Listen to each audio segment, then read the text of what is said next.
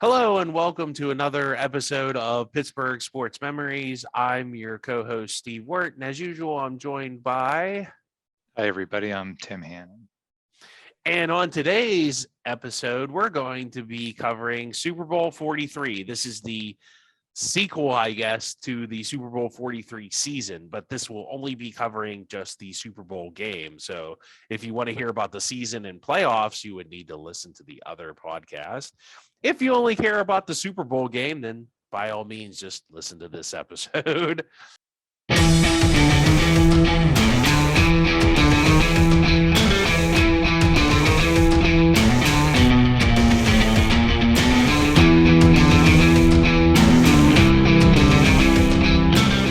So that would be Super Bowl 43. This actually had one of the wildest Super Bowl endings ever, would you say, Tim? I mean, pretty much ever. I can't think of too many others. We'll get into that maybe more at the end. Yeah. And then I would say this is probably one of the most iconic plays in Steeler history. And it's only the second play that ever gave the city of Pittsburgh a championship, where you can say that play gave. There's maybe one other play where you can kind of say that, but not as dramatic as these other two. And we'll get into all that fun stuff. But first, on a previous episode, the Steelers have made the Super Bowl. And so what's going on? So just some miscellaneous stuff.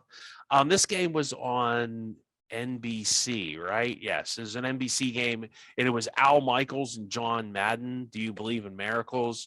For Al Michaels, who is still broadcasting games, I think on Amazon Prime or with Herb Street now. But this was John Madden's last game as an announcer, and John Madden passed away. Was it 2022? Was it just this year, Tim, or was it last year? I think you're right. I think it was this year. Because I know the Thanksgiving game, they did like a little memorial and stuff. And I think he's been in the Hall of Fame before that as a coach. But people probably more knew him as announcer. For as much as he probably didn't really like the Steelers because of the whole Immaculate Reception thing, he really was a good announcer, and he was fun to listen to. And if you go back and listen to this game, he's a lot of fun. He still has it. He's not to a point. I think he picked a good time to retire because I don't think he was one of those people where he held on too long and he had like a really bad showing at the end. So good for John Madden. There's a lot of Pittsburgh and Arizona. So the other team is the Arizona Cardinals. And I guess we're kind of going to get into them. And it's weird. There's a lot of connections between these two franchises. And you wouldn't think so because Pittsburgh, Arizona, not really a lot in common. You think Pittsburgh, Cleveland, Pittsburgh, Philadelphia, Pittsburgh, Baltimore, kind of more regional. But for some reason, these two franchises have had their shared time together for whatever reason. Actually, believe it or not, did you know the Arizona Cardinals are the oldest continuous professional football franchise? They were actually started in 1898, which is crazy because I think when did the University of Pittsburgh started playing football? That might even be before. No, I think Pitt was 10 or 15 years before that, as Western Pennsylvania University or something weird like that. So they were in Chicago at the time, and they were the Morgan Athletic Club. They joined the NFL in 1920 as a charter member. So whoever owned the team back then was at the Hupmobile dealership with George Halas and all the rest. Curly Lambeau, I guess, or whoever owned the Packers back then. Charles Bidwell, he had actually bought the team around 1932. And that was around the same time, 1933, the Rooneys came in to own the Steelers, and the Steelers joined. So the Bidwells and the Rooneys kind of came into the NFL around the same time, almost the same year. And between 1932 and 1988, the Cardinals had relocated twice. They went from Chicago to St. Louis, and then in 1988, they finally went to Arizona. Can you name a famous St. Louis Cardinal? I don't know. Dan Dierdorf, Roy Green. Who was their quarterback? Neil Lomax. Yeah, there you go. Yeah. Was he but they famous? didn't do. Yeah, I guess. They didn't really win anything in St. Louis. So Eric Metcalf's dad, Terry Metcalf. Yeah, for the Cardinals. yeah. He was pretty good. Yeah, but that's about all I know. Yeah, You're right. They were always a like Yeah, we'll get afterthought into. franchise. Yeah, so Charles Bidwell ran the team until he died in 47. His widow, Violet Bidwell, inherited the team, and she actually ran the team until 1962. She's the first female owner in NFL history before Georgia Fonterre, who owned the Rams after Carl Rosenblum died. I think she was another. So, say that for people always criticize the NFL for not being diverse. They've had their share of female owners. Her second husband moved the team to St. Louis, so that was his bright idea, and that was in 1960. But Bidwell and his brother Charles, they both had owned the team. Charles sold out. Now Michael, who is one of the sons of Charles, I know he's actually one of the sons of Bill and his widow. He runs the team now, Michael Bidwell. And he's a third generation owner. So once again, kind of like the Rooneys, how like it's third generation. The Cardinals are another franchise in the NFL that's third generation. And I would say there's only 3 like that in the NFL, Tim. Giants, Steelers, Cardinals. Oh yeah, with the Maras and the Rooneys and the Bidwells. 49ers are the 49ers. Would you? No, because they had Jed the York. Parlos. Jed York is his nephew. I mean, I guess. Yeah, I don't know. I mean, the that's close. That's as close as anybody else. Yeah. The owner of the Bears is Virginia Hallis, but she's still alive and she's 100 years old. She's George Hallis's daughter. So they're very close to a third generation. But I thought she was going to sell the team. So the Hallises are going to keep the Bears. Oh wow! Don't quote me on that, please. I have no idea. I have no idea what the political things are. With they're moving the team out of Soldier Stadium, and that's a big brouhaha. So yeah, but I'm sure Mayor Lori Lightfoot's right on top of that. So anyway, enough Chicago Bears talk. Let's talk for the other team that was in Chicago for a while. The Cardinals on the field. So actually, the Bidwells have owned the team for over 100 years, almost 100 years now, since 1920. So on the field, the Cardinals have had not much success. They're actually awarded a championship in 1925 because the Pottsville Maroons, they cheated by playing a game against Notre Dame. Yes, Notre Dame, the Fighting Irish of Notre Dame in Philadelphia, which was another team's territory. This is back in like the good old days of like barnstorming and stuff. And it's a whole story. It's definitely weird. Their Cardinals, to the credit at the time, never claimed that as a title until Charles Bidwell bought the team and he was like, hey, I'm going to claim that as a title. So maybe they won a title in 1933. Maybe they didn't. But in 1947, they won a for real title and they played in Comiskey Park and they beat the Philadelphia Eagles. And they were actually in they tried to go back to back and they lost to the famous 1948 snow game in Philadelphia. I don't know if you know that in NFL. That's where they played in like a foot of snow.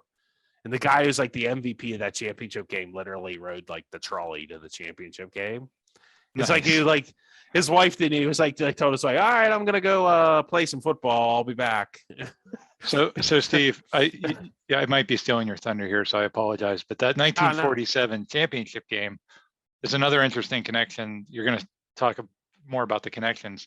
The Steelers actually tied the Eagles that year on the top of their division, and they had to play a playoff game. They didn't have playoff games back then. You won your division and you played in the championship game. But because the Eagles and Steelers tied, they actually had to play a playoff game against the Eagles. So if the Steelers would have won that one game playoff, they would have faced the Cardinals in that 1947 championship game. I forgot it. Yeah, so that was the only Steelers playoff game until 1972, wasn't Correct. it? Wow. I totally forgot about that. But good point by you. So another weird connection, Pittsburgh, Arizona. The Cardinals really didn't do much until 2008. I think they had what's his name, Buddy Ryan as a coach for a while, and they had a couple. Dave McGinnis and Jake Plummer was recorded. Like they really did nothing. Josh McNown in that infamous play. So in 2008, they had a breakout season and playoff run. They beat the Falcons, the number, I think in the wild card, and then they beat the number 1 seeded Panthers on the road in the blowout. And the 6th seeded Eagles, who had beat the Giants, they beat them at home to secure the NFC Championship and a spot in the Super Bowls. In the Super Bowl. So like we said, both the same ownership for 3 generations. Both stunk from like 1947 on. And they even had a team together in 1944, the Card Pit team. That was due to World War II manpower shortage. So that's another pretty cool. Like everybody remembers the Steagles, but nobody ever wants to remember the Carpets because they were pretty bad. They called them the Carpets because they were so bad. But so as far as the Steelers, we kind of went over their season. Like I said, on a past episode, you can go back and review that. They're going into their 7th Super Bowl appearance, and at this point, they have won 5 Super Bowls, and they are tied with Dallas and San Francisco for the most Super Bowls in NFL history at this time. Okay, I know that isn't currently the case, but at this time, this is what was going on. So, my big, caveat there, I guess. Ooh, caveat. Didn't know I knew that word, did you? Huh? Some more fun backstories, Pittsburgh, Arizona connection. One would be the head coach hiring craziness in 2007. So let's even go not further back because we went all the way back to 1898. Not quite as far back as that, at least this century. 2007, Ken Whisenhunt. I remember after the Super Bowl 40, he was rumored for the Raiders job, but he decided to stay on in Pittsburgh. He had a feeling that Bill Cowher was going to leave and not come back after one season, which is exactly what happened. So he was in the works for the head coaching job. Makes sense. Offensive coordinator. They've been pretty successful. He knows, Ben Roethlisberger. So, but instead of waiting to find out if he had the Steelers job, he took the head coaching job with the Cardinals. I don't know. I guess maybe the Cardinals had offered him first. Did he just get a vibe, or did he figure, hey, I already got this job, and if I turn it down and wait for the Steelers job, maybe I don't get it. So just the bird in the hand is worth 2 in the bush kind of thing. Just take what you got. So also Russ Grimm, who was the assistant head coach and offensive line coach. He's a Pitt alum. Grimm actually thought he had the job, and he was actually reported by the Tribune Review as being hired. So, I mean, it's kind of weird that was a whole weird thing with Russ Grimm. Yeah, that was Mike Pursuta, was the one that reported that, and he really. Oh, was that who? Oh, yeah, wow. and he really stood by that story. I mean, he said that was the information I got from someone very much on the inside of the Steelers. Steve and I were talking off camera before this episode about some of the local Pittsburgh media personalities, and there's certainly some that are just out for clicks and out for, just throw things into the atmosphere to get people to react. Yeah. But Mike Pursuta was never one of those guys. He's a solid reporter. So if he said that was true, then there had to be some truth to it. But the whole thing was weird. And then they went with the direction that none of us the person expected. maybe, sometimes somebody else in the organization thinks somebody has the job and the decision on another level hasn't been completely made, Right. Maybe, they were misinformed. So, Tomlin, Grimm, and Chicago Bears defensive coordinator Ron Rivera were identified January 15th by the Steelers as their 3 finalists, even though they knew they couldn't hold a second interview with Rivera until the week at the earliest. Rivera never did get a second interview. Art Rooney II said Tomlin was the long shot when they began our discussions. So Mike Tomlin was a defensive coordinator at Minnesota, and they interviewed him due to something called the Rooney Rule, which means you don't have to hire, but you have to at least interview when you have a full-time coaching vacancy, 1 minority candidate. So they actually interviewed 2 between Ron Rivera and Mike Tomlin. And now interim coaching hires, you do not have to do that. So leave it to Jim Irsay to find a loophole. But Director of Football Operations Kevin Colbert wouldn't say why Tomlin was chosen over Grimm. And adding to the Who's coaching was the Trib's front page headline Sunday that Grimm, widely considered in Pittsburgh to be front runner, would be announced as Monday as the Steelers coach. So Rooney then said, I think on the agent's part, they tend to think in those kinds of terms. I think we made it clear at the time we spoke. So I think it was Grimm's agent who had said, oh, we got the job. But Rooney was saying that he didn't. And he said it wasn't final. We're going to speak again. And the agent was told not to say anything to anybody. But he thought the league, he blames the league. Rooney blamed the league. I think that the league people caused some confusion, which was unfortunate, but that didn't come from us. So Rooney the second was blaming the league. The Steelers were furious over the reports on SI.com and ESPN that Tomlin had been chosen as their head coach. They insist they did not pick their coach until Sunday. Rooney blamed league people for those reports. Let's put it this way. I think I know where both of the leagues came from, and I think it's unfortunate when people talk about something when you're dealing with these things. Then it ain't over till it's over, and people were claiming something was over when it was not. So Rudy quoted the famous Yogi Berra. So yeah, that was interesting. I'd love to read like a tell-all book about that whole situation. I wonder if it was as dramatic as it sounded, or if it just like it was just dramatic because people were putting stuff out there that wasn't finalized, and then it sort of became dramatic. But yeah, all it I sounds remember, like the agent and the league got kind of involved and jumped the gun either way. yeah, Sorry, Tim. all I remember was like being shocked because Whisenhunt left. You really thought Whisenhunt was going to be the prime candidate, and then he's gone. And then out of those three guys, I mean, Grimm was already there. He was the assistant head coach, so that was a natural fit. Rivera, I mean, remember that was the January that the Bears were in the Super Bowl against Indianapolis, and it wasn't because of Rex Grossman. It was because they had this really, really good defense. And so you just think about like Steeler coaching, it's always defense first. And you see Rivera seemed like a really good candidate. Tomlin, it's like, who's that guy? I don't even know who that is. Right. And then he ends up being the hire. So I remember that was pretty shocking. Yeah, another weird connection was a guy named Todd Haley, who you may have heard of. His dad, Dick Haley, coached the Steelers in the 70s, and he was the coordinator of the Cardinals offense. He was a good coordinator, and Kurt Warner credits him for being like kind of the bad guy in the Arizona Cardinals coaching staff. So I guess he's kind of like, I don't know, he's abrasive. And I think he gets things done and he motivates people and he gets a lot out of his players. But like a lot of things, I think sometimes it can wear thin after so many years. I think he was the guy they needed to motivate them. So maybe Todd Haley is the Cardinals Batman, not the hero they needed, the hero the Cardinals deserve right now, or I don't know. Is that? But anyway, yeah, that's it, because he's the hero the Cardinals deserve, but not the one it needs right now. So whatever.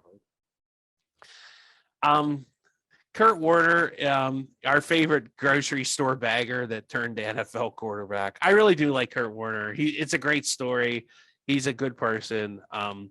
He had gone from like that to the top, the NFL MVP, Super Bowl winning quarterback. Then they lost to the Patriots, and then they kind of stumbled around in St. Louis for a while. And he got hurt with the Giants. He messed up his thumb, and he couldn't grip the ball anymore. That was his problem. So he couldn't really throw the deep pass or really much of any pass. So he was thought to be washed up. And then, they were having a bad season with the Giants, and he just said, hey, just start Eli Manning. He's not learning anything on the bench. Just have him start and I'll back him up. So he actually revived his career. He came off the bench and replaced Matt Leinart. And he went to gloves. So he was like kind of like, he went to gloves before Kenny Pickett did. And that really helped because that ligament in his thumb and he couldn't grip the ball. And that helped him grip the ball tight enough to where he could throw the deep passes and everything again. So then there was some guy named Larry Fitzgerald. Do you remember him, Tim? He was the greatest wide receiver in the University of Pittsburgh history. He got jobbed out of a Heisman by Ron Cook and Bob Smizik because obviously he didn't play for Penn State. And, I don't know. Anyway, at this point, he had an unbelievable playoff run. He'd single-handedly been driving the Cardinals offense. Him and Kurt Warner just had been absolutely torturing people. He was unstoppable. You could double cover, triple cover him. It didn't matter. Larry was just, he had a really good postseason.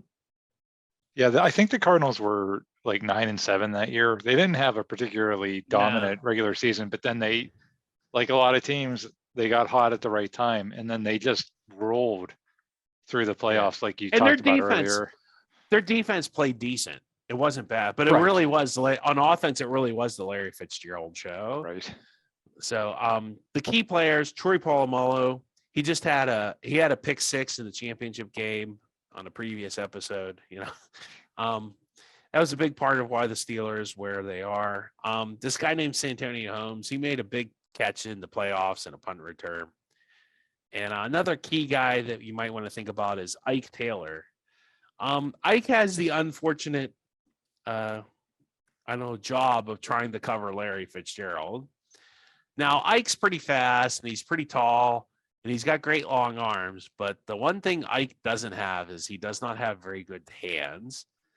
And for some reason, when there's a jump ball, that is like when there's just like a normal pass, like it seems he's okay. But when somebody just throws it up for grab, Ike is really bad at getting those.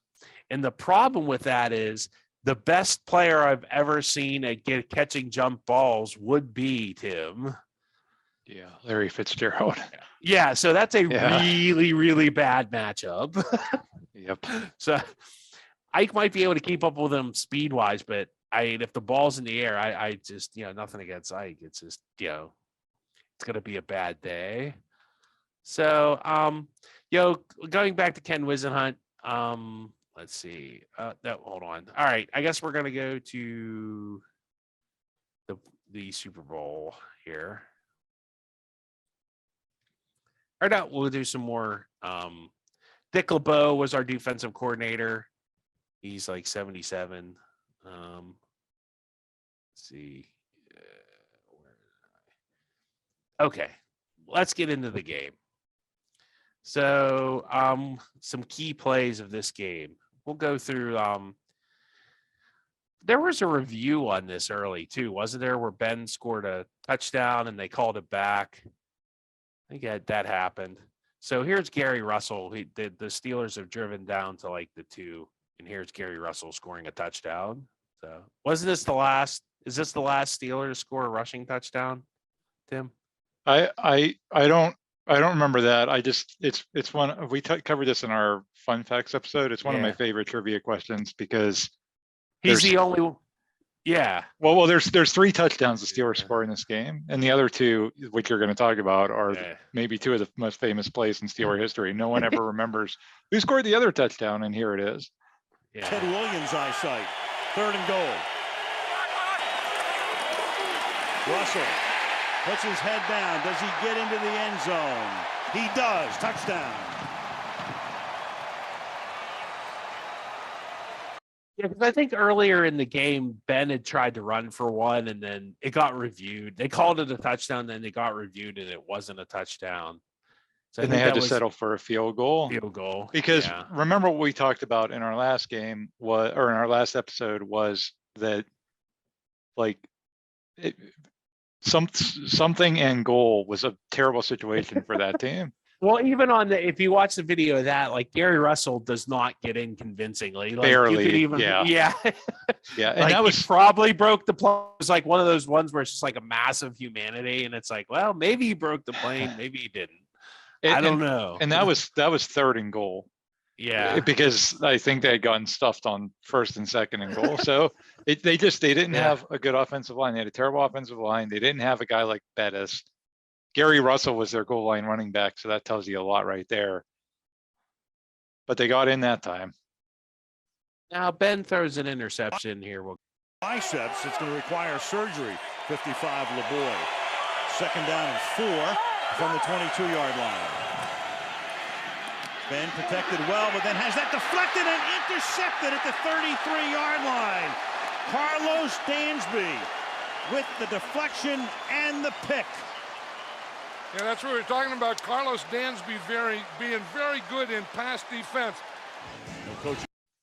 So, really, do you think that was Ben's fault? I don't know. I mean, I think that's just kind of one of those things. It happens. I never blamed Ben for that one. It wasn't a bad pass. It just kind of like the Cardinals defense made a play, and Yeah, it got tipped way up in the air, and then Dansby was in the right place at the right time. It was a big deal though, because that Gary Russell touchdown, 10-7 at that point. Right. Yeah. The Gary Russell touchdown was 10-0. The Cardinals scored to make it 10-7, and then that was with like 2 minutes left in the half.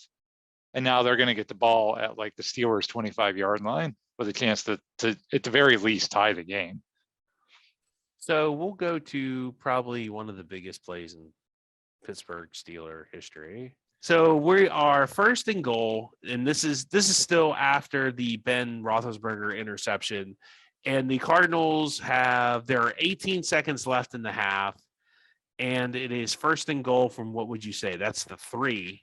Mm-hmm. And if the Cardinals score, it's going to be 14-10 and probably going into the half, because even if they score, it's either going to be like very little time. I don't think, the Steelers are going to have time to even kick a field goal at that point. So this is a very critical drive. You're just thinking, okay, just hold them to a field goal. It'll be 10-10 going in the half, tied. We'll play the second half and we'll see how it goes, right? Right. So Kurt Warner's back, and he's looking to throw a pass in the end zone. Let's see what happens next. It's Tony Romo. Let's see what happens next. 18 seconds. Oh, they can pick down here. From the gun, Steelers show blitz. Here they come. He gets it away, and it's picked off at the goal line. There's a flag thrown on the run back. James Harrison to run it back, and Harrison is past midfield. Harrison going down the sideline. Harrison still on his feet. Harrison is going to go all the way and waiting for the official to get there. Touchdown is signaled. A flag is down on the run back at the 9-yard line.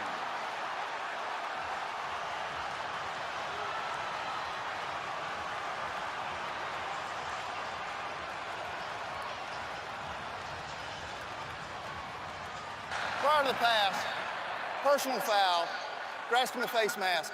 Offense number 74. The foul occurred during the last time down. The touchdown counts. Unbelievable. Harrison completely gassed. The call is on Reggie Wells. It's a 100-yard interception return. Look at him. Do you know that you have to protect against James Harrison because he's such a great pass rusher? On that play, he faked like he was going to rush the passer, and he dropped back into the lane and then made this run. Unbelievable. So if you didn't gather what happened from the audio, this is one of the more unbelievable plays in Super Bowl history in general, Tim. That's would you say that's a 14-point swing? I would say it is. Absolutely. I mean, so he was trying to throw the bold in there, it looked like, right? 81, like Madden called it before. I think they were trying to run a little pick play, which that works in man more than in. Like, I think in the interviews after the game, Harrison just said he just kind of freelanced. Like, he really was supposed to rush the quarterback, but for some reason he thought to drop back. And when he dropped back, Kurt Warner didn't see him, and Kurt Warner literally throws him the ball. And then a lot of like craziness happens on the way on the next 100 yards. Like, number one, Deshae Townsend is like, "Hey, give me the ball," and Harrison's like, "No, I'm not giving the ball." So that's funny. And then Townsend like blocks Kurt Warner. Lamar Woodley almost blocks somebody in the back. Might have blocked him in the back, but they didn't call it. And then Larry Fitzgerald totally breaks the rules, but good on him, runs the whole way on the sideline and might have caught Harrison. He runs on into people on the Arizona Cardinals bench.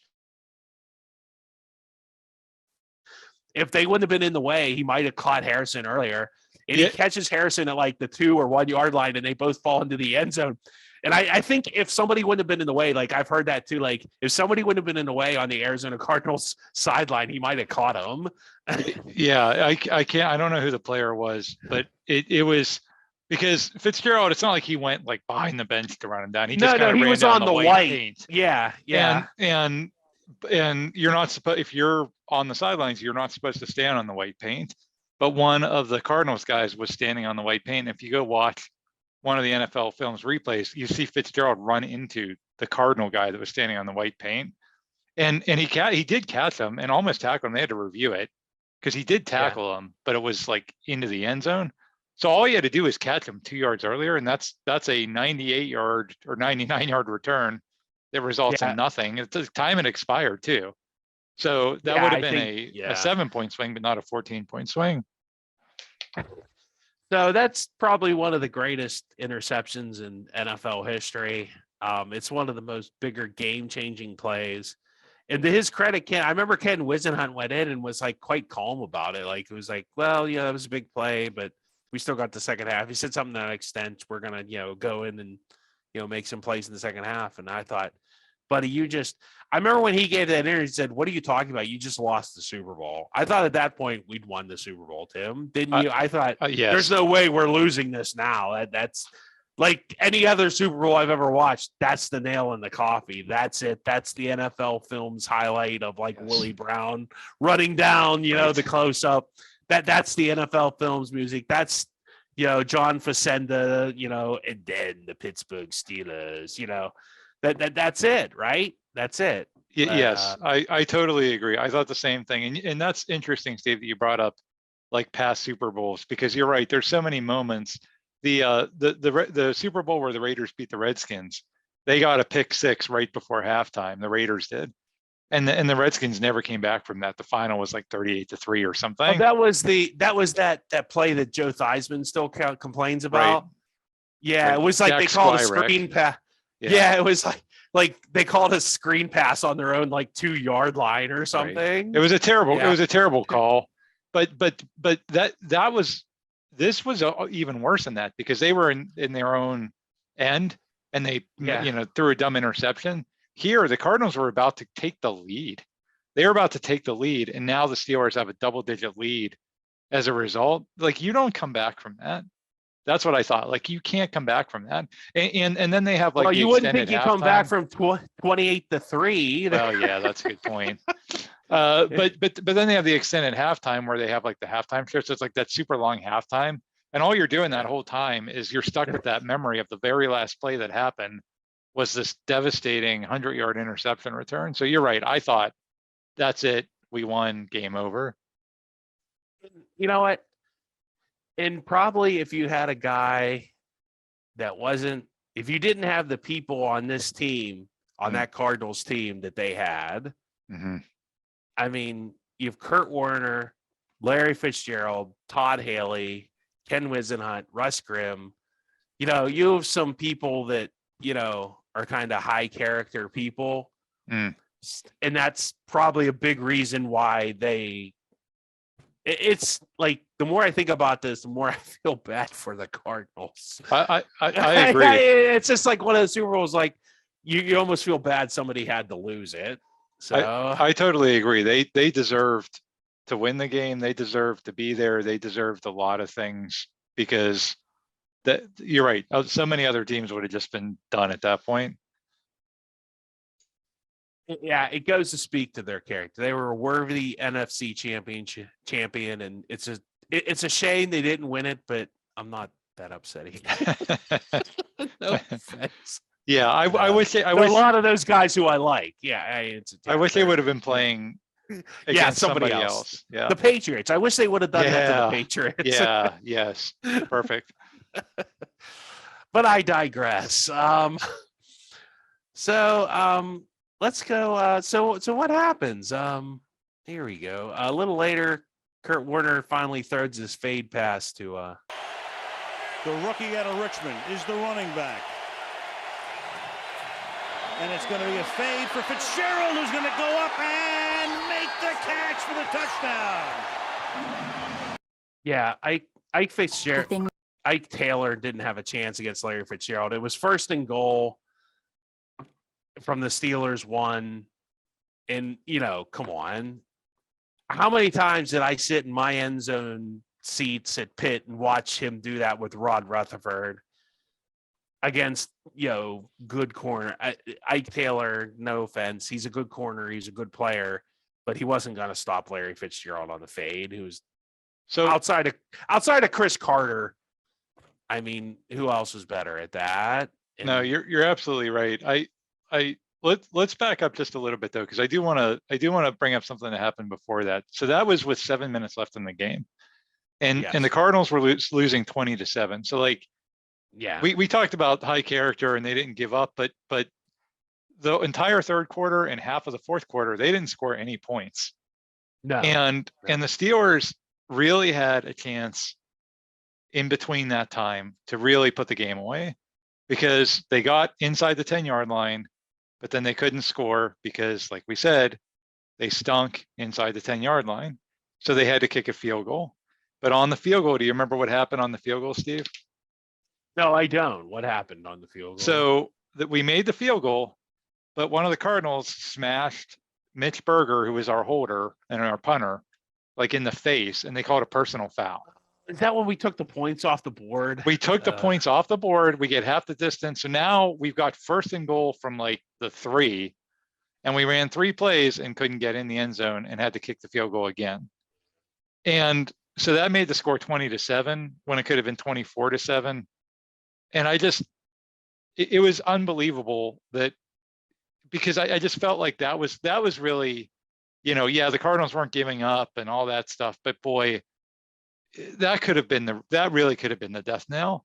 And them stopping us 6 plays inside the 10, 6 plays, and only holding us to a field goal, I felt like gave them momentum back. And that's when Fitzgerald got that touchdown on the next drive.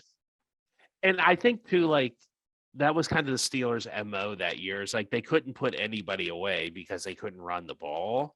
And so they had a really good defense and a pretty good passing game and a really good quarterback. But when they just needed to run the ball and pick up some first downs and put the game away, they could never do it. Because they had a terrible offensive line. It was their one, that was that team's one Achilles heel. And you'll get to it later. That almost literally caves in the whole season. So now we're going to skip ahead a little bit to the next crappy performance by the offensive line. Okay, to set this up, we're at the fourth quarter. There's 3 minutes and 4 seconds left. The Steelers are 3rd and 10 at their own, I don't know, get out your ruler here, folks, 6-inch line. It's barely not in the end zone. And the Steelers basically, I don't see how many timeouts. I don't think the Arizona had any timeouts. Did they not have any timeouts left? I don't think they did. I can't see it. But anyway, if basically with 3 minutes and 4 seconds left, if the Steelers get a first down here, the game's over. It's Super Bowl, game over. It's 20-14. The Cardinals, okay, you could say, oh, Larry Fitzgerald got his one kind of garbage time touchdown. Who cares, right, Tim? That's kind of, and that's the way most NFL games end, right? It's like, 2014, somebody scored a meaningless touchdown. It's like when Staubach threw that like last minute touchdown and won the Super Bowls against the Steelers. It's like a big who cares. The game was over. Yeah, 3 minutes. Maybe the Cardinals get the ball back. They at that point they would have had to have scored a touchdown. It would have been, even if they would have got the ball back, it would have been very slim chance of them doing anything. So you're right. A first down here is huge. If they don't get the first down, they have to punt from their own end zone. That's the worst case scenario, right? Right? Yeah, you would think. So here, let's listen to what happens next, Tim. Then they could take a safety here, too. out of the gun, Roethlisberger is going to throw over the middle, and the pass is going to be caught by Holmes at the 21-yard line. Santonio Holmes gets inside Rogers Cromartie, and a flag is down. Holding offense number 62. Ooh, that's a safety. The foul occurred in the end zone. Safety. Safety. Wow. Justin Hartwig is the center, so instead of Holmes maybe securing Hardy Trophy, you've got a safety, you've got a 20-16 game, and you have a kick coming from the 20-yard line. Look at this. Hartwick in a takedown. That was a heck of a catch by Holmes too. That pass was behind him. He like had to reach Yes. behind. That was a very clutch play by Santonio Holmes. Boy, that guy seems to be clutch today, Tim. I don't know. What do you think? That was So- great announcing there by Michaels and Madden too. Yeah, Like, that they're was just- really good. Really good. Like Madden knew before it was even called that, like, oh, that's a safety, and Michael's kind of setting up, like, instead of a Lombardi Trophy, now it's a 4-point game, and you have to kick off to them from the 20-yard line. That was just well, I don't know, described, I thought. Yeah, so whatever, right? You got to kick off. You still got a 4-point lead, right, Tim? Yeah, but boy, that was it would have been different, Steve, if like Ben would have got sacked in the end zone. I think it was even more deflating because Holmes made that catch and because they would have had a first down. You know what I mean? Like if it's he gets sacked, then it's like you didn't see what could have happened. But here it's like literally they converted it. They did it. I think that takes them to the 2-minute warning too. I don't know. Yeah. I couldn't see if the Cardinals had any timeouts. I don't think they did because did, again, you yeah. heard Michael say like that would have basically secured the Lombardi Trophy or gotten very, very close Yeah. to it. And instead, so that I think him making the catch, like them actually making the play and then finding out like, oh, hang on, there's a flag. That was Yeah. extra deflating. So, I guess, are you ready for some pain, Tim? Yeah. Even more Alright. pain. As bad as Alright. that was, what happens next after the Cardinals get the ball It back? can't possibly get any worse. The Steelers are going to pull it out. They got the #1 defense, probably one of the top defenses to ever play in the NFL. They still got a 4-point lead. Yeah, Where it on can't this all. drive, So it can't all be bad, right, Tim? So now there were still 3 minutes left. So now there's 2 minutes and 48 seconds left. And it's 2nd and 10. Arizona is at their own 35. So this is probably one play after the kickoff, right? Yeah, probably. So let's see what happens here. they ought to go back to that. Now they got those safeties deep again. Second and 10. Warner has That's where you time. go. Fitzgerald into Steeler territory. 30, 20, 10. Arizona has the lead.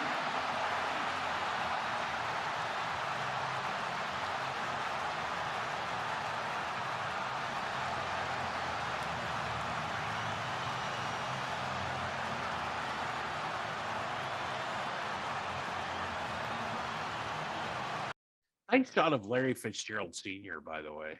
It was Larry's father who was Oh, is that who that was? a Okay. reporter. He wasn't even cheering. He was abiding strictly by, the press box, the better man than I. But the Cardinals, but Fitzgerald just flat out burns Ike Taylor. They've gone to Larry land, and it's not been a pleasant experience. James Harrison couldn't run him down, which probably is understandable. Larry Fitzgerald is really good. This just in, Tim. I wonder if Bob Smizik is going to change his Heisman vote. Probably not. That was so devastating. So you talked about like the play that like should have won the Super Bowl, talking about like the interception. We Yeah. talked about how like that could have your been NFL another films play. Yeah, it's like down 4 with 2 minutes and Yep. 30 seconds left, completing the largest comeback in Super Bowl history. Yes. Yeah. That's And your- Larry's the yeah. MVP for sure, not even close. Yeah. Kirk gets and- his second one. Yeah. Yeah. Yeah, and then it was so painful because it's Larry Fitzgerald. It's like the guy we loved. It's our favorite player coming back to like beat the Steelers in a Super Bowl in a game we had totally in control. Our offensive line, we did that episode about the 93 Steelers and the special teams and how they kept blowing it all season and then they finally blew it for real in the playoffs. That was our offensive line. Like we had a good team, but our offensive line just blew it and that's that, right? The Cardinals are going to win the Super Bowl. Well, you know, Ben did have a pretty bad Super Bowl in Super Bowl 40. He's not had a horrible Super Bowl this one, but we got 2 minutes and 37 seconds, right? And yeah, let's see what happens. All right, we got a chance. Got a punch his chance. They didn't do it. And now the Arizona defense, not a great stat defense. 2 minutes and but now 30 you need seconds. them to play. Are they going to do it? From the 22-yard line. Four-man rush. Roethlisberger buys time, dumps it off underneath, catch made, flag down again. Yeah, you know, not a bad start to the drive, right, Tim? He dumps it off the Melody Ward, gets 5 yards. Hey, What's you that? know, they always say the first completion of the drive, right? That's the big one, right? What's that flag for? 16 accepted. Probably on the penalties in this Cardinals, game. right? This is going to be holding on the Steelers. Oh, The John sixth penalty Madden. against Pittsburgh. Holding, offense, number 68. 10-yard penalty. First down. Chris Kiyomatu. Koyatu, the left guard. And Terry McCauley's still a jerk. Started a riot in Cleveland. Come on. For the hold. You see that umpire throw that flag. He's the official right behind the defensive line, and he's looking for holding, and that's all he's looking for. There's been in the regular season since 04 when he came into the league, 17 game-winning drives in the fourth quarter. Fun fact, he would have finished career with 41 game-winning drives. You know, he the only other two people who have more? Brady, Montana, who? Brady and Peyton Manning. Oh, wow. And it's like Manning only has 44, and I think Brady just with that, he just had one the other day, is up to 45 or 46. Okay. So, Wow. yeah. So maybe this Roethlisberger guy has something up his sleeve. What do you think, Tim? Let's see Let's what find out. happens.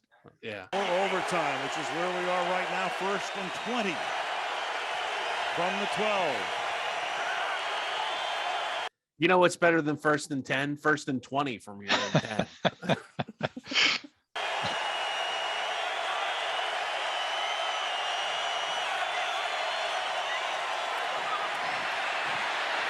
Roethlisberger avoids the sack. Dockett chases him, throws on the run, caught. He extends the play again. It's Santonio Holmes, makes the catch, 27 yards. You wonder if the Cardinals would have been better just dropping all 11 guys and make Ben like throw the ball against zone or something. Like that's literally what happened is they got like our offensive line was so bad it actually benefited Ben. Like because like he loves to run around and just throw a ball. And it's like they got pressure on him. He runs away and finds Antonio Holmes for a first down. And there's still 2 minutes and 10 seconds left. Then trying to get a play off before the 2-minute warning. They have 2 timeouts plus the clock will stop at the 2-minute warning. I don't believe they're going to be able to get the, well, they do just before the 2-minute warning. And Ben's going to go deep downfield, and that pass is going to be tipped and incomplete, and no flag. Intended for Nate Washington. Hey, remember that guy? Yeah, he makes a catch here later. Tampa, Florida, Super Bowl 43. Al Michaels and John Madden with you. What a game, 23-20, twists and turns and just about everything imaginable. The Harrison play at the end of the first half. There's your quarterback comparison right now. Right now, Ben 17 for 25, 186 yards, no touchdowns and interceptions, and a 73 quarterback rating. So Kurt Warner's over 300 yards passing and has 3 touchdowns and interception, which is a pretty good day for a quarterback. So Warner 344. Warner with the numbers 1 and 2 marks in Super Bowl history, and in a 3-point game, this would rank 6th right now. this is just going to be a shame for Kurt Warner, isn't it? There's just no other way to put it. He doesn't gain another yard. No Super Bowl game has ever gone to overtime. They've been close, but never into OT. It's 3rd and 6 from the 26.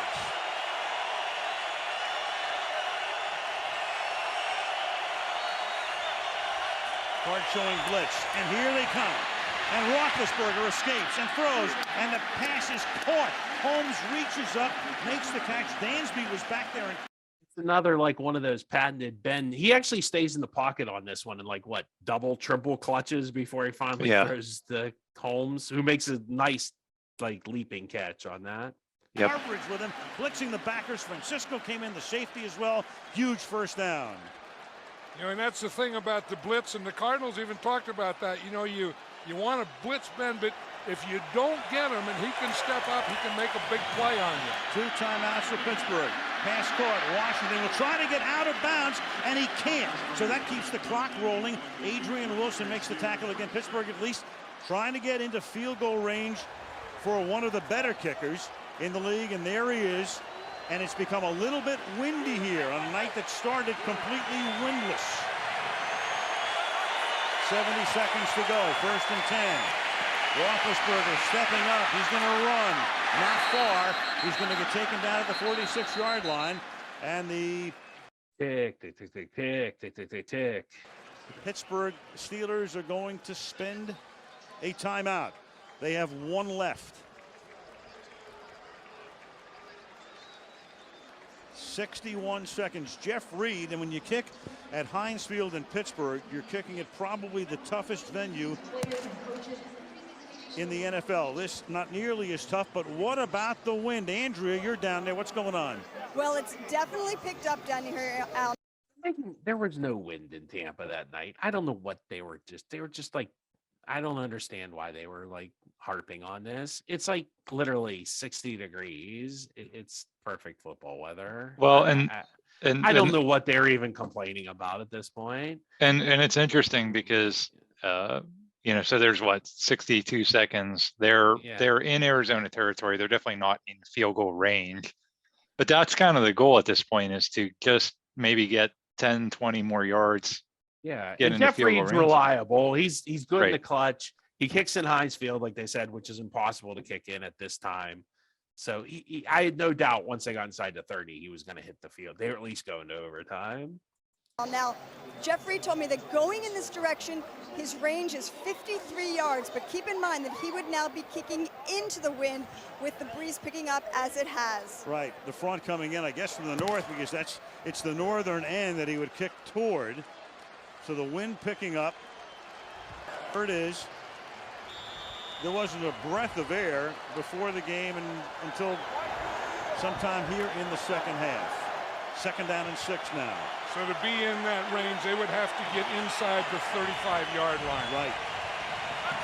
Make it a 52, 53-yard boot, 2nd down and 6.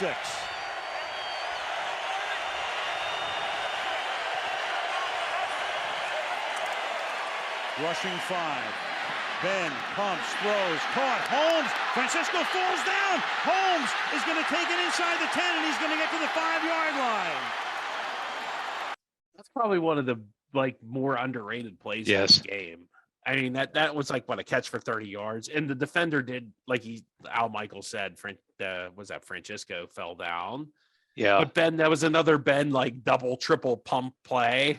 And he stayed in the pocket, though. He didn't run around. He wasn't running around. He's staying in the pocket these last couple plays.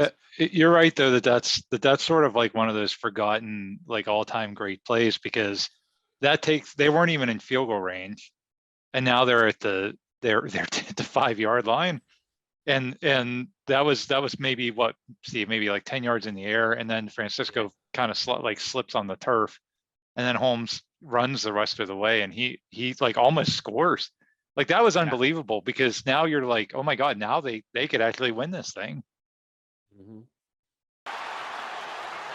With 49 seconds, and Roethlisberger trying to get up to the line of scrimmage, but they will take a timeout. Timeout with 49 seconds. That's not a bad timeout to take. I mean, Ben was running up to the line like he wanted to spike spike it. That would have been a waste of a down. So yeah, because I'd rather have the down than the timeout. As long as as long as Ben doesn't take even if he takes a sack somewhere, even if it's on third, as long as it's not on 3rd down. Right, right. There was still enough time. Yeah, there was 50 seconds or 49 seconds left. That's enough time. Yep. Final timeout. Unbelievable. Ben Roethlisberger buying time. And then you can see Santonio Holmes can do that. You see, he runs it in, and then he can just come under control. Briscoe comes up, he falls down. Holmes, a great runner, turns to the outside and up the field. Watch Ben, he pumps it, then his hands are so big and strong. He pumps it like he's going outside, holds it, brings it back, and then gets it to Santonio Holmes. Has now taken its final timeout. Holmes has caught 8 for 125 yards. So they can't take a timeout. You have 49 seconds. And if they can get into the end zone, they will, with the extra. You think Santonio can get that 9th catch, Tim? I hope so. Point, compel the Cardinals to go all the way into the end zone to win the game. Forget about the tie. I think that 9th catch might be important. That Arizona defense, so tough, deep in its own territory. They'll have to be tough again. Steelers spread it out. 3 men to the right, 2 to the left. 4-man rush. Then coming back the other way, and Holmes can't make that catch. Santonio Holmes that time. Rogers, Cromartie with a coverage. It'll be 2nd down and goal. Now you think they're going to have to do something to Santonio Holmes over there for the deep one, because he had that. I mean, he was open and the ball went right through his hands. God.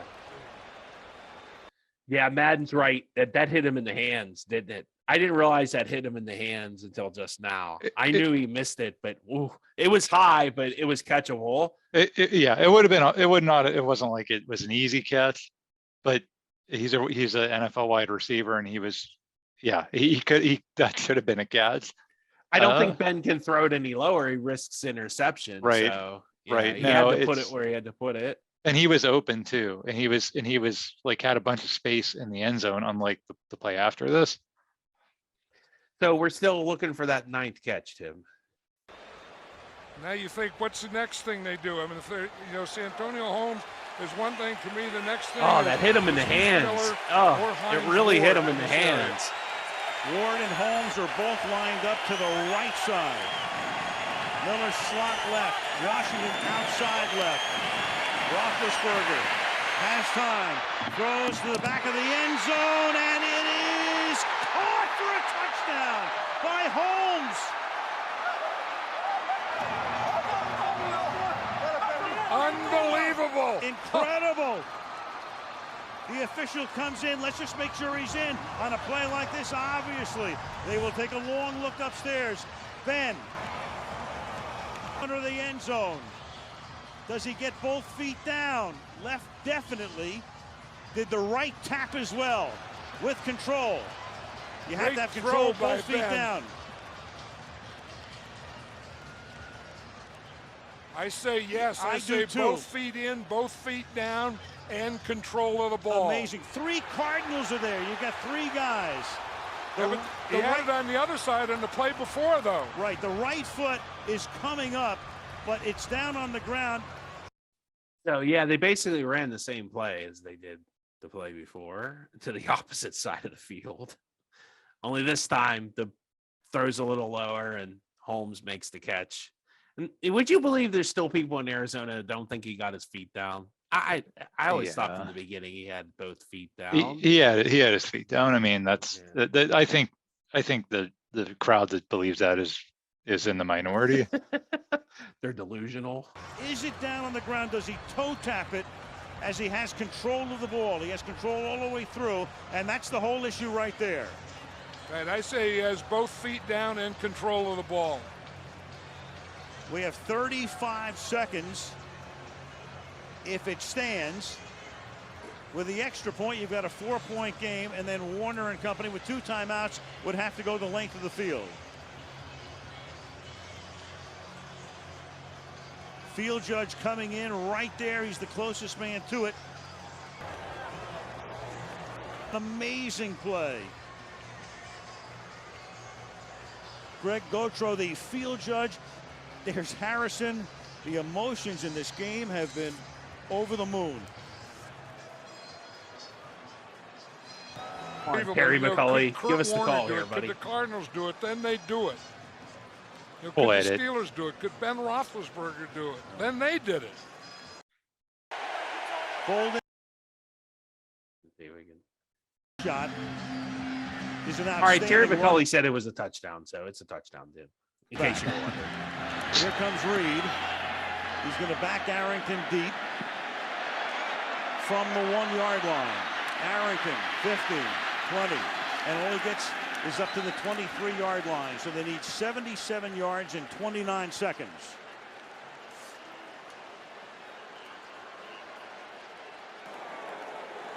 You have the 2 timeouts, so they can still work that middle. I mean, if Pittsburgh wants to do the same thing and play that, you know, dime defense, play those safeties deep, and give them the middle, Kurt Warner could take it again.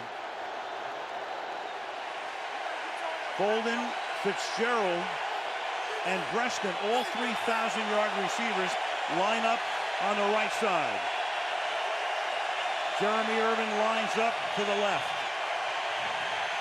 Warner buying time over the middle. Fitzgerald makes the catch. Fitzgerald with another catch. He's unstoppable. At this Fitzgerald gets the point. ball out to the 44-yard line, and Arizona is compelled to take a timeout. You just have to take it here. You can't try to spike it. They have one left, 22 seconds. One thing that the Steeler defense will do is you guard the sidelines. You know, you don't let them get the outs, and if they do get something where they're running towards the boundaries, you have to tackle them. You cannot let them complete a pass and get out of bounds. Dick LeBeau, 71-year-old defensive coordinator, has been in football all his life, and he's seen it all, and that's where experienced coordinators come in, is right here, where no matter what the situation is, you've been there before. Any problems you have, you usually know how to fix. His team trying to give him a 50th anniversary gift. 10 years as a player, 40 as a coach. So it's 1st and 10. There's 22 seconds left. I think Cardinals are still on their own side of the 50, but I mean, Kurt Warner's old, but he can still probably make it to the end zone from here. What do you think, Tim? He could probably still make it. And they still have another play if they wanted to. They have a timeout, so they could still complete another pass and get it closer. Right. And their biggest ace up their sleeve is they have the greatest jump ball Right. receiver of all time. Right. That's the scary So, part. And you have Ike Taylor guarding him is the problem. Is like, I mean, I'm not Dick LeBeau, but I would have Troy. Anywhere Larry goes, you go, Troy. I don't care. You're following 11. Wherever 11 goes, you go. You know, at this point, that's your best defensive secondary player. You put him on him. That would be my philosophy. And you really don't want this ball fluttering down in the end zone with Larry Fitzgerald getting his hands on it, because that's going to be a Super Bowl win for the Cardinals. Would you not? I mean, Yeah. yeah. Totally agree. Like all they really had to do at this point is get another 10 or 15 yards, which probably would have been easy because the Steelers are playing way back. And then he might even have 2 chances to throw it in the end zone at that point. Yeah, and they still have a timeout left. Right. So they can still Right. throw in the middle of the field. Correct. Yeah. So let's see what happens. First down, 22 seconds, one timeout. They have to go 56 yards. Warner going underneath, and it's to the 44-yard line, and this is Arrington making the catch, and they So actually, I forgot they ran that play. They were at the 44 now. They actually got 10 more yards there, Tim. So that's exactly what we just Yeah, said there, yeah, right? yeah, Get 10 more yeah. yards, and now they use their last time out, but they have they're at the 15 Steelers. seconds. Yeah, they're at the Steelers, what, 44, 45? Right. And So that's like you said, 2 shots. That's at least 2 shots to the end zone. at least one. At least, well, yeah, but probably Yeah. 2. With 15 2, seconds, yeah. you could take 2. Yep. They have to use their final timeout here. So it will come down to this. You have to work the sidelines at this point, or just throw it up into the end zone, and maybe Fitzgerald wins a jump ball. Right, and that's the thing that the Steelers do, is they give you Maybe, Al. Maybe. that inside, then they make you take the inside, and then don't let you get out of bounds, make you use your timeouts. You say now you have to throw outs or comebacks. You have to throw patterns to the boundaries or in the end zone. Ben Roethlisberger with a 256-yard night, 1 touchdown pass, and it may be enough to win Super Bowl 43. A lot of things in football is when you do them. And I mean, there's stats and people have numbers and they did this or that, but did you do it when you had to do it to win the game? That would be answered definitively. From the 44, Breaston to the left, 3 receivers to the right. Warner stepping up, buying time, under pressure, trying to sling it away as the arm coming forward. That's Lamar Woodley who got there, and Lamar Woodley creates the fumble and a Pittsburgh recovery with 5 seconds left. Brett Kiesel recovered it. Warner buying time, trying to find room, flags on the field now. After the play, Farrier took his helmet off, but that would be post-possession if this play stands. After the play, unsportsmanlike conduct, recovering team, 15-yard penalty, helmet removal. First down, Pittsburgh. I don't think they even reviewed this, did they? I don't think they even did. No, they. No. I mean, That's another one that Arizona fans have kind of complained about. But I think his hands going forward without the ball, and that's the empty hand. So I think that's the correct call, and that's a big play. Woodley makes a huge play because that like we were saying, that ball floating in the end zone with number 11 lurking. I don't like my chances. I think the odds are actually against you, which is kind of scary because most times the odds are against the offense in that situation. But I don't know. I've seen Larry Fitzgerald catch that too many times. It's amazing what a split-second game that football is, because one split microsecond later, he gets that ball off. That's why you said there was a little bit of controversy, because he was throwing the ball when he got hit. So he was about to cork that thing into the end zone. So we were like a split second away from finding out whether or not Larry could have caught that ball. And I think the mistake Warner made there was he ran around for a while, and I'm not sure he would have had a chance to throw a second Hail Mary. Time might have expired right there, but I mean, they would have had a shot at it if Woodley doesn't make that play. So that was very, very big. And that's game. Yeah, that's game. That's the fumble. It's called a fumble on the field. The Steelers take a knee. Game over. That's it, man. So the aftermath, which was much. Let's start with the Arizona aftermath. Ken Whisenhunt, he never gets back to a Super Bowl. He did get them to a 10-6 record. He got fired in 2012. He coached with San Diego for a while. He head coached the Titans for 2 years, but he had such bad years. He got fired. He's now with Penn State, actually, as an offensive analyst, whatever that is, Tim. I don't know. Analyzing the offense, I guess. Hey, we suck. Maybe we should do better in big games. I don't know. Russ Grimm, he coached with Whisenhunt in 2012. Arizona really was like Pittsburgh South there for a while. And then he went to Tennessee, followed Whisenhunt, and he's retired. I think Grimm has to be in his late 60s by now, right? I mean, he definitely so he's retired. He's in the Hall of Fame as a player. He's a pretty good coach. He had a pretty good coaching career. Won Super Bowl 40 with the Steelers. So coached another Super Bowl. And I think, did he win Super Bowls as a player with Washington? Oh yeah, sure. So, he was part of that offensive line. I mean, that was the funny thing is that we had that. He was. That's why one of the reasons Washington won Super Bowls back then, because they had that great offensive line that he was part of, and then he was coaching on the Steelers where they had just a terrible offensive line after he left. Todd Haley, he actually becomes head coach of the Chiefs for a couple seasons, but they never really had a quarterback. I think they have like Elvis Gerback or somebody, not Elvis Gerback. They had somebody horrible. Tyler Palco for a while. Yeah, I think they had Matt Castle. Matt Castle. Yep. Yeah, and he had Jamal Charles, who kept getting hurt, but that was their kind of the running back. He got fired because, like I said, I think Todd Haley just has a shelf life. He's a good coach, but he's so abrasive. So he comes to the Steelers, and he really makes Ben into a first ballot Hall of Famer with that great offense with Bell and Brown. Larry Fitzgerald, he has a great career, but he never that's his only Super Bowl.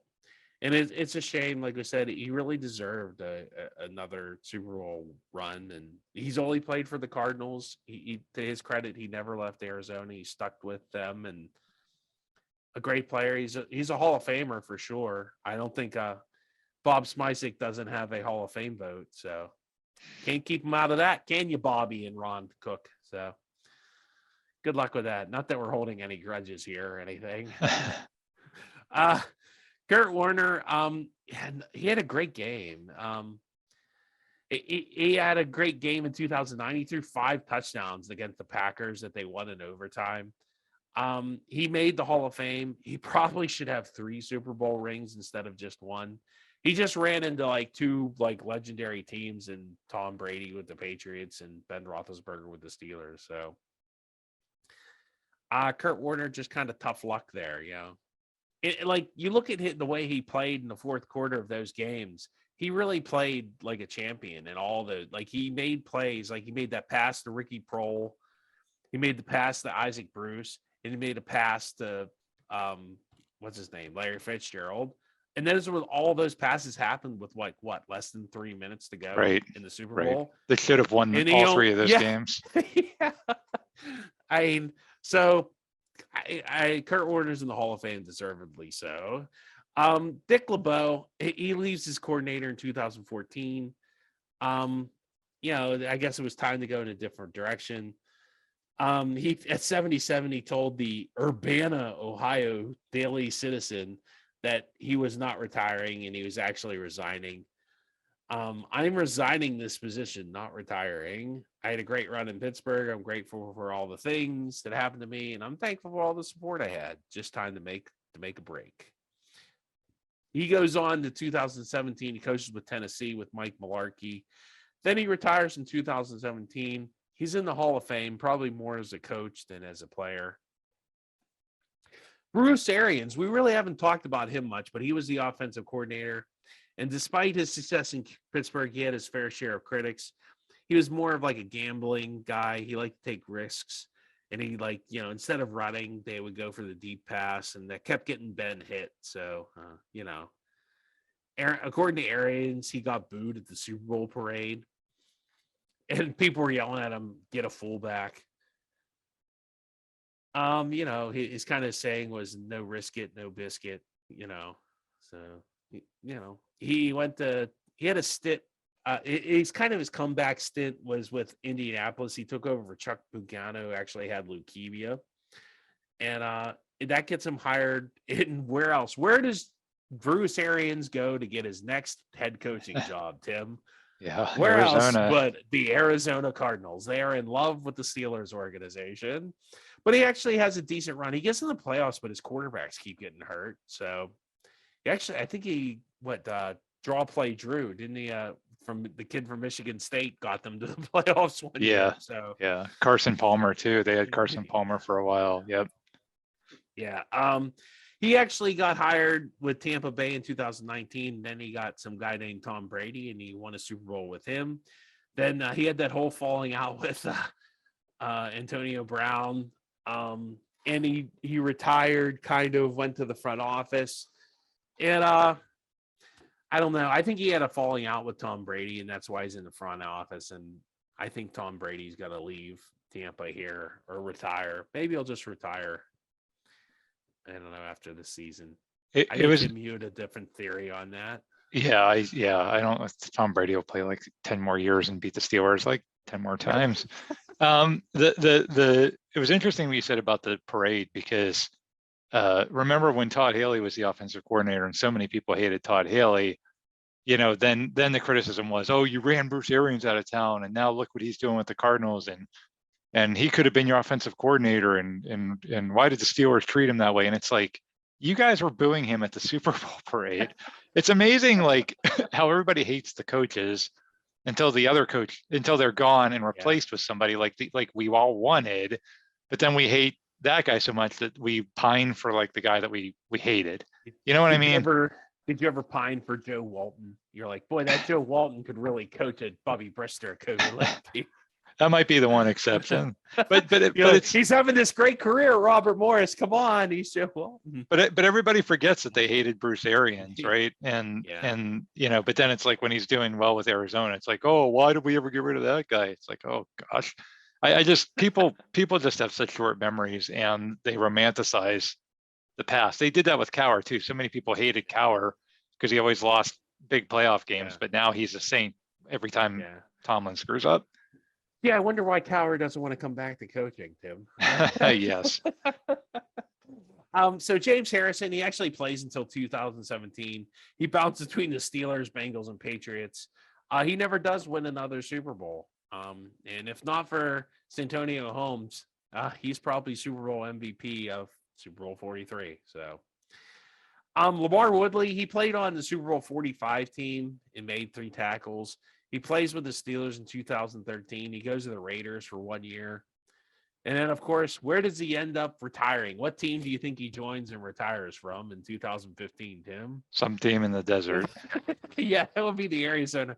Maybe it's like, where you go to retire when you're from Pittsburgh. Is that where we're going, Tim? We're going to go to Arizona and become Cardinals fans? There could be worse. There could be worse places to go and worse teams to root for. I think the new Bidwell, this Michael, seems to actually knows what he's doing. Well, except for that goofball coach he's got right now, but I digress. We'll say that for the Arizona Cardinals podcast. What happened to Ben Roethlisberger, Tim? He got an even bigger head if he didn't need one already, and he started acting like a total jerk. Had a bunch of sexual assault charges brought against him. He actually almost got traded to the Raiders. In 2010, he got suspended for 6 games, and that was for all the off-the-field stuff. He does clean up his act, but the damage had already been done. And I would say these charges pretty much haunt him for the rest of his career. And that pretty much ends like somebody was telling me Tom Brady already has like whenever Tom Brady retires, right? He has like a broadcasting career with Fox, right? Yeah, they already gave him a job for it's held. Yeah. So like Ben couldn't have had something like that.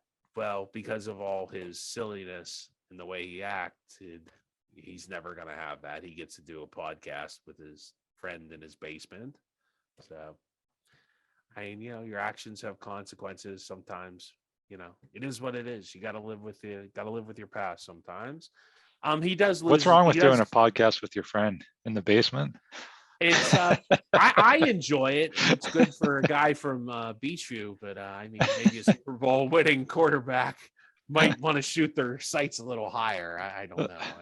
But maybe, Stephen, there is no higher duty than a podcast in your basement. Right? There you go. Nothing is higher than that. So take that, Tom Brady, and your job at Fox. That's guaranteed for life. He did lose Super Bowl 45 to Aaron Rodgers, who's another guy who'll never get a job in the media. Can you ever see Aaron Rodgers do anything that isn't a podcast out of his basement? Right. Maybe him and Ben can do a podcast out of their basements together. Professionally, Ben really did thrive under Arians, and the Steelers got rid of him. That was due to not protecting him. They hired Todd Haley, and Ben continues to develop into what he became.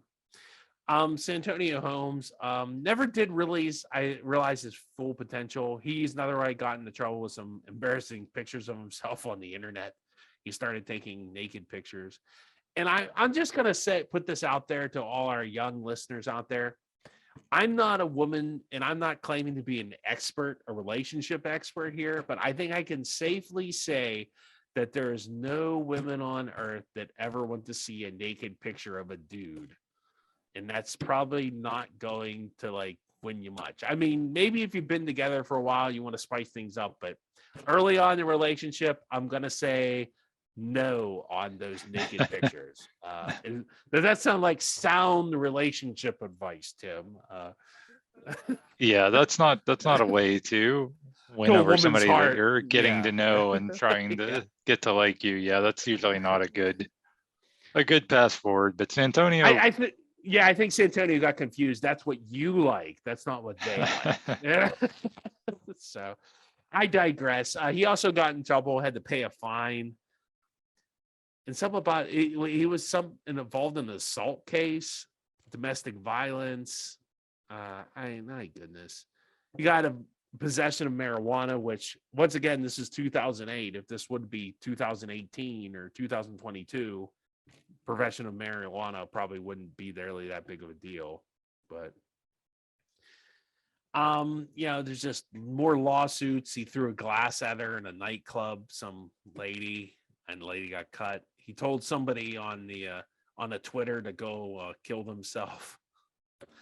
So Santonio, really, he did something at the airport where he got kicked off a plane for something. He wouldn't turn off his iPad. So that was with the Jets. That was on his way out of town. I never did really much with the Jets. He retired in 2014 with the Bears.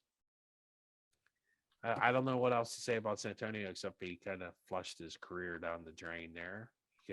Seems like there should have been more meat on the bone with him there. yeah, I totally agree.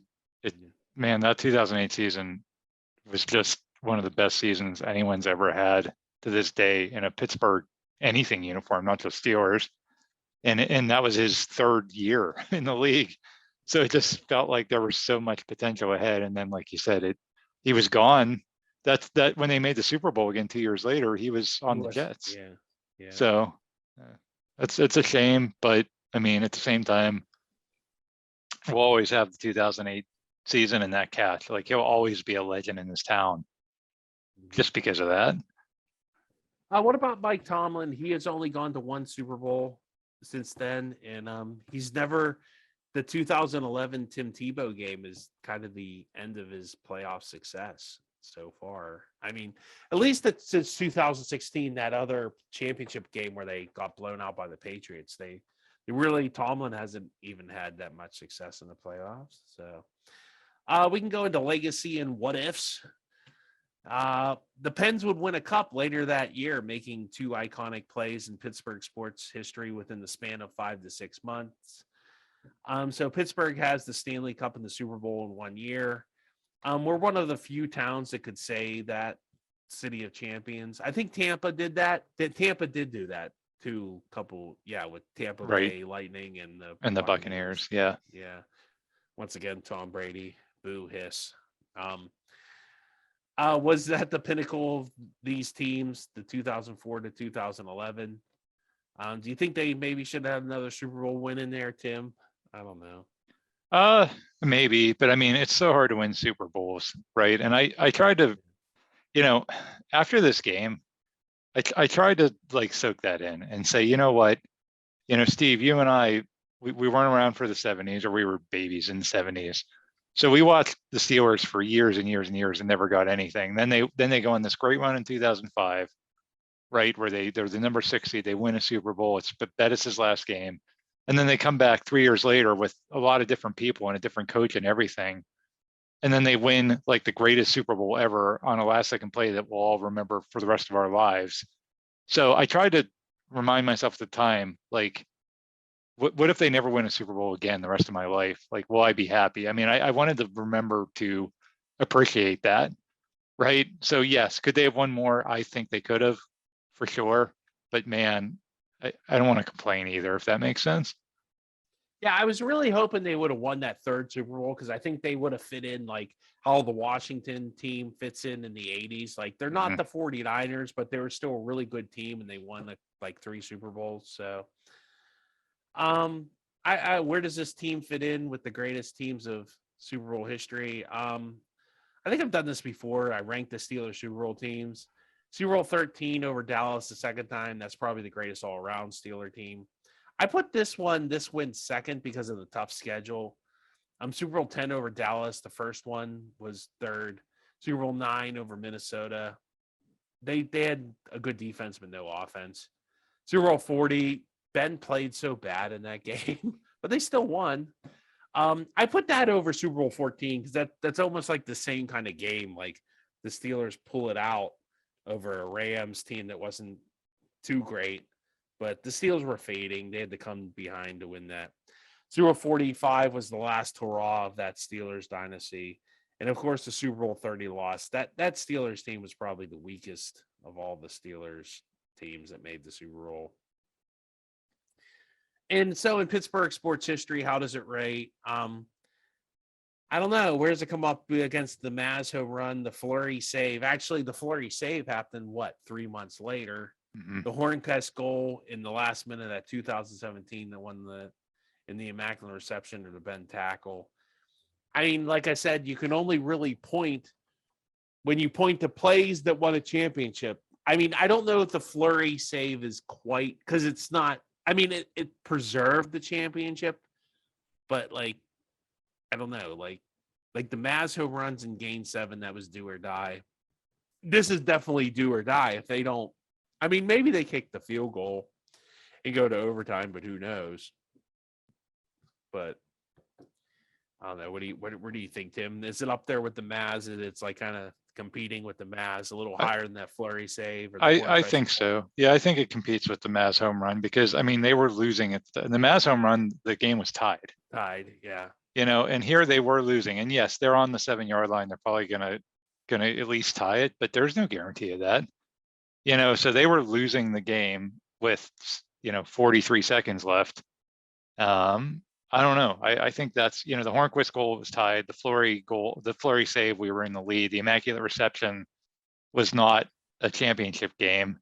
And the bend tackle was not a championship on the line kind of game. So out of all those things you mentioned, I mean, you have to rate it pretty high because of the situation they were in. They were losing a championship game with, under a minute left when it happened. Yeah. The Steelers, after this win, they had the most Super Bowl wins by a franchise at that time. And if you don't think that bothered the people that are up in Boston, think again. Why do you think Spygate happened, Tim? Exactly, because they were so desperate to catch up with the Steelers, they would do anything, and they have done anything to win. So there you go. Take that, Robert Kraft, and in your 6th Super Bowl. Yeah, we showed him. Matt Ryan. What is wrong with you, Matt Ryan? Once again, we'll save that for the Atlanta Falcons podcast. But thanks for joining us. I hope you enjoyed it. This is one of my favorite games of all time. I like Super Bowl 40 a little better just because it's like more like, I know it's not as good a game as this, but that was like, that was the one that put us over the top. But this is like definitely second, not far. And I wasn't alive for the 1960 World Series game. And I mean, those Penguins championships are really cool, but this was much more exciting. Except for that game against Detroit, that Game 7 against Detroit, that was just nerve-wracking. That was more nerve-wracking than this was exciting. So yeah, that's a good way to put it. Yeah. So I hope you enjoy our podcast. Check us out on the web. Check us out on Twitter and Facebook. Tim and I run those pretty frequently. Thank you. Give us a good rating, and word of mouth is always great. Tell your friends and family, anybody you think would be interested in reliving sports memories. There's lots of how many episodes we up to now, Tim? This is the 80th. Wow, 80. So you have 80 other topics to choose, or 79 other topics to choose from. So thank you so much for sticking with us for this long, and we'll see you for many more in the future.